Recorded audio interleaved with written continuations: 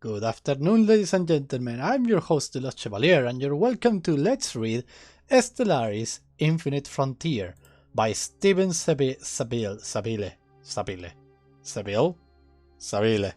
Yes, I have butchered that name. Let's start reading, shall we? Stellaris Infinite Frontiers. Paradox Books. I love it. Press name, Paradox, copyright 2016, Paradox Interactive, all right reserved, author Steven Saleh, editor Thomas Harestam, proofreader Rebecca Jude, graphic designer Dan Alstrand, and cover art by Alan Glad. ICBM, that number, and Paradox Books.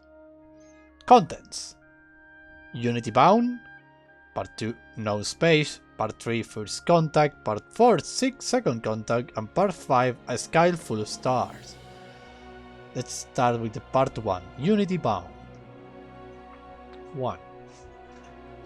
They called it the planet Unity. They called the planet Unity. Discord would have been more honest. I had been that way since the first Ark ship had landed generations ago. Half the people of the world argued that the stars were no place for mankind, and the other half claimed that we were made from the dust of them. So how could we not want to return home? Wars had been fought over less. Humanity could be endlessly inventive when it came to killing. And why? Humanity could be endlessly inventive when it came to killing. And why? Fear. That was always the answer, even when we weren't sure how to parse the question. The question was asked: after the pain and hardship of the first Ark ship, why will humanity want to put itself through that all again? The original flight of their first fathers was so distant now that it had become the stuff of legend, and a tale that grew taller with every telling. But in every grand story there were a grain of truth. It took a special kind of desperation to subject yourself to the curse of a generational ship endless voyage. Street corner prophets stood in the main square of Unity Prime, the capital, decrying this challenge of the gods. Why risk their wrath? Why go beyond what they have given us? Why want to be more? The prophets preached their gospels, and all the while their words dripped with fear. But it was hard to argue with the truth. The world's resources were all but bled dry. There was nothing more Unity could give. Harvest diminished year on year as the land soured. Synthetic food demanded ingredients as rare and precious as gold dust. And people couldn't help but wonder why. What had they done wrong? The truth was that they had done very little. The worst crimes against Unity lay at the door of generations long dead. Their truth was a selfish one. They hadn't cared because it wasn't their problem. They wouldn't be alive to reap the true rewards of the devastation they sowed.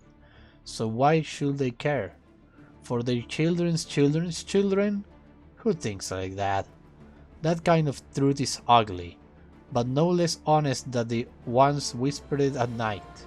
Lover to loved, lips to ears, barely a breath behind them.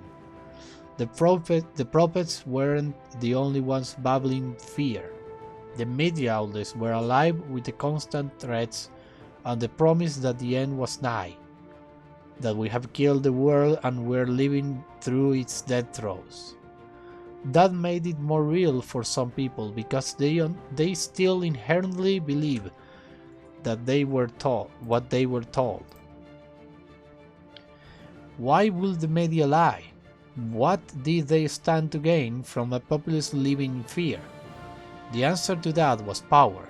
It had ever been thus: a collusion of influence, opinion shaping and disinformation done right could rule the world, and done wrong could break it. So the council had invested in escape, reaching for the stars. So much of what had been common knowledge generations ago had been lost through complacency, meaning they were forced to discover it all over again. It had taken 30 years for the first manned spaceflight to occur in the wake of tests, vapor trials ending in explosions and rain of debris, then satellite launches, telemetry and technologies advance, all of which eventually led them to finally reach Unity's first moon. It wasn't until then, as the distorted image of humanity's first steps on that barren, godless landscape was broadcasted, that someone thought to listen to the stars, and so the role of listening prime was created. Intelligent life was out there. It had to be. We couldn't be alone in this universe. The sheer randomness of life couldn't be a one-off. They pick up the signal on the edge of known space. At first it was nothing more than static on the airwaves. It would have been better if it stayed that way, but that was never going to happen. Hayden lay on his back in the grass, staring up at the sky. He'd rigged up a speaker relay so he didn't have to waste a beautiful day inside the observation listening to Pedar, Peace and Moen. Yes, they were wasting their lives. No, there was no one out there. Yes, listening to the silence for so long could drive a man out of his mind. Yes, no, yes, and on and on. The reception wasn't clear, but it was good enough to hear nothing, because there was never anything to hear. He'd have been doing radio duty for 3 years. Pedro was right. There was only so much white noise you could listen to before you lost your mind. The council elders picked the listeners with care.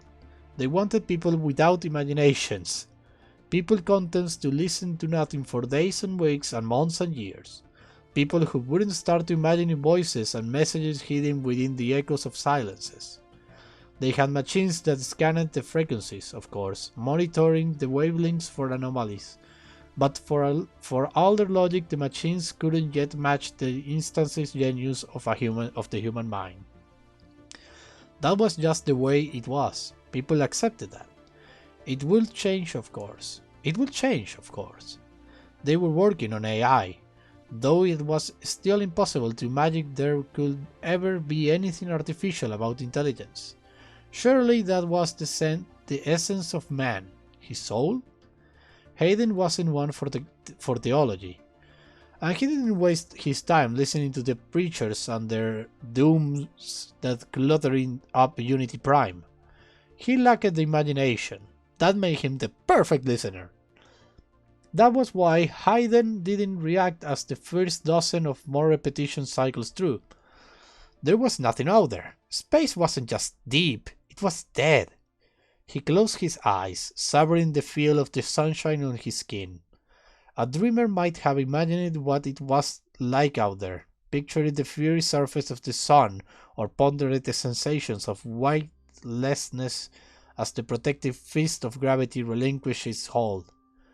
A dreamer might have imagined the vast distances all the way to the edge of known space, and then wondered what else lay out there, beyond the demarcation, creating alien life forms and impossible cultures of ancient and wise civilizations long gone, but not Hayden Quinn. His mind was empty. Well, that's a little rough for the poor Hayden Quinn. That gave him the space to listen and actually hear. Gradually he began to make out the subtlest repetitions within the seemingly random crackles and bursts of static. Those repetitions solidified into patterns over the next hour, and as they did, so it became harder to deny that there was something in them. But were they a message? Surely it was more likely a fault in the equipment, a loose wire causing the oscillation, or something equally mundane. There was always an answer, and more often than not it came down to some sort of mechanical failure. He pushed himself to his feet. All those thoughts of nothing crowded out of his head as two other possible explanations presented themselves. That pattern recognition had to mean something. Had to. But what it meant frightened him. Either he was finally losing his mind, or, and this was the possibility that truly frightened him, they weren't alone. He raced across the field toward the observation, the long shadow of which stretched out across the rolling hill. His headlock dashed a windmill of arms and legs. There was no grace to his rush. "Peter! Peter!" he yelled, long before he reached the open doorway. "Do you hear it? Tell me you hear it!" The face in the window wrinkled in puzzlement. Peter Hale, Listener Prime, wound the window open a crack. "Hear what?" he called down, obviously irritated at being disturbed. "The signal!" And that was all he said until he was in the radio room, punching through every variety of and combination of keystrokes to amplify and isolate the pattern he'd hear within the static until it was unmistakable. There was definitely something there. After all this time, all these years on Unity, he looked at the listening Prime. "Tell me you hear it." "Holy hell, Peter said, shaking his head. "It's there, isn't it? It's really there. I'm not imagining it." Hayden shook his head, grinning like an idiot. "I didn't think I'd ever hear something. Not in my lifetime." He wasn't about to argue. This was it. This was everything they had hoped for. Proof. Or it would be, if they could decipher the message coded into the burst of noise. Right now, it was just noise, a pattern of sounds from the vast emptiness out there. Only maybe it wasn't empty after all. "It has to mean something, doesn't it?" Peter said. Then more forcibly answered his own question. "It has to." Hayden still wasn't about to argue with him. They ran the signal through every language algorithm they had.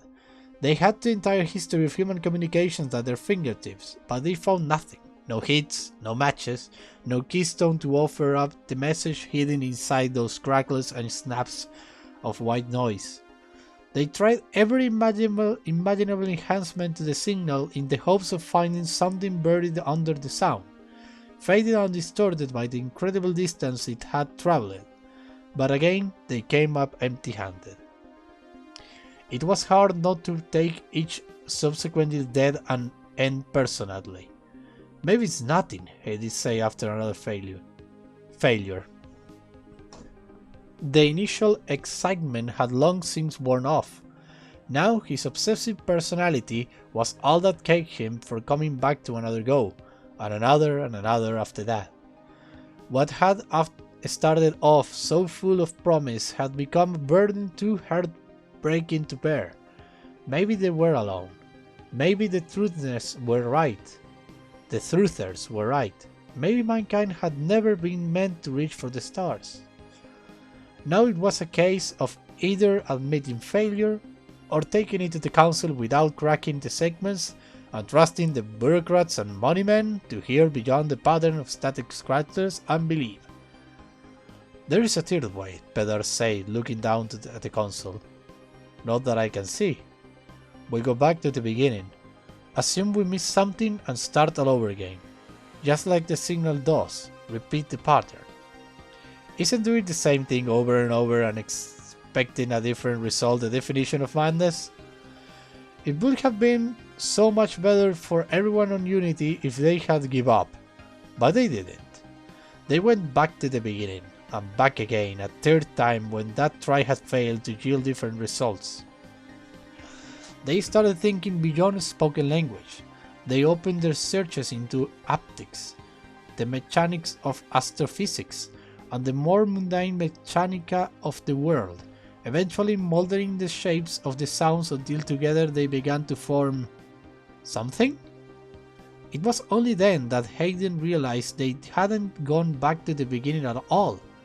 They only go back to where they started, and that wasn't the same thing.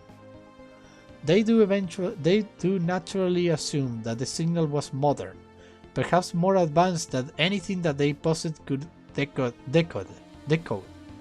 But what if it wasn't modern at all? What if it was ancient? The crackles and snaps were like the voice of a computer talking down a modern, like a tape drive feeding a program slowly, spool by spool, into a machine. Was each fragment of the message so very basic? It took another week to put it into language they understood. There were no words, not at first.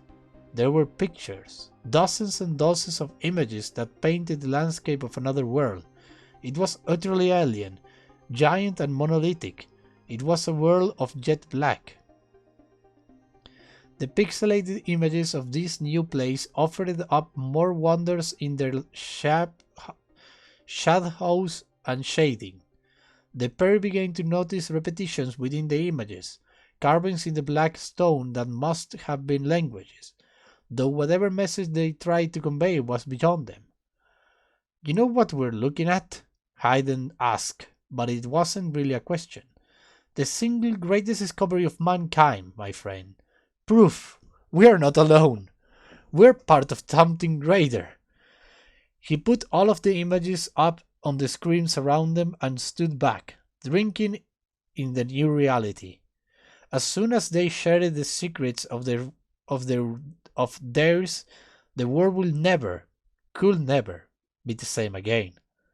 That was a heavy burden for two men to bear. Amazing. That's all the time I have for today. Yes, that's all the time I have for today. Thanks for listening to me.